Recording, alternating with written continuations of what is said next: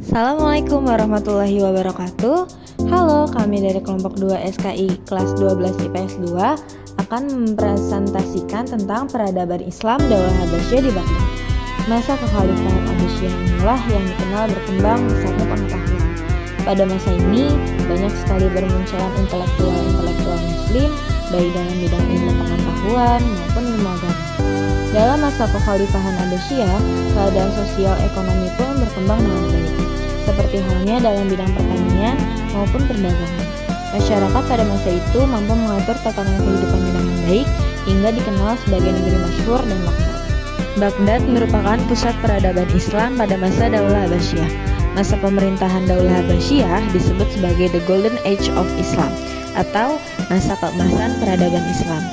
Dalam literatur sejarah Islam, Baghdad dikenal sebagai pusat peradaban Islam, baik dalam bidang sains, budaya, dan sastra.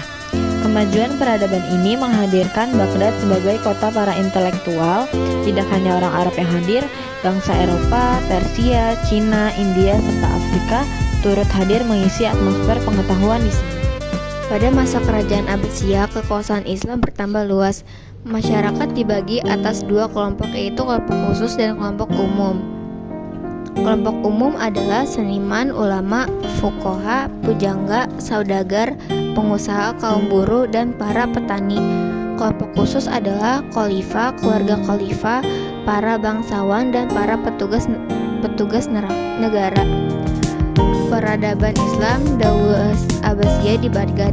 Dalam perkembangan ilmu pengetahuan, para khalifah banyak mendukung perkembangan tersebut. Terlihat dari banyaknya buku-buku bahasa asing yang diterjemahkan ke dalam bahasa Arab dan lahirnya para kaum intelektual.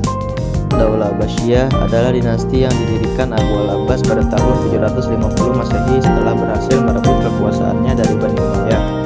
Daulah Abbasiyah berhasil mencapai masa keemasannya ketika dipimpin oleh Harun ar-Rasyid dan Al-Ma'mun. Masa ini ditandai dengan perkembangan ilmu pengetahuan yang sangat pesat. Hal ini tidak terlepas dari pendirian perpustakaan, pemberian gaji kepada para ilmuwan, penerjemah buku, dan penjaminan keterbukaan serta kebebasan akademik.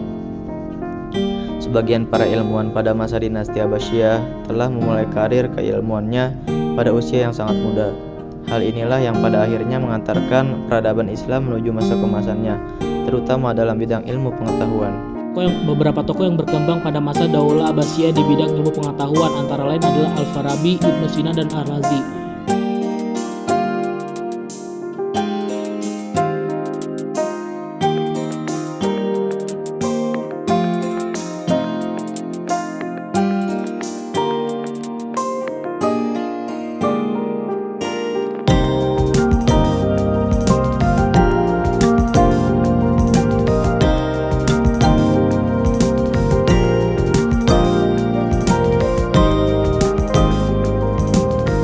Al-Farabi adalah seorang filsuf dan ilmuwan muslim yang lahir di Farov, Kazakhstan pada tahun 872. Ia dikenal sebagai guru kedua setelah Aristoteles.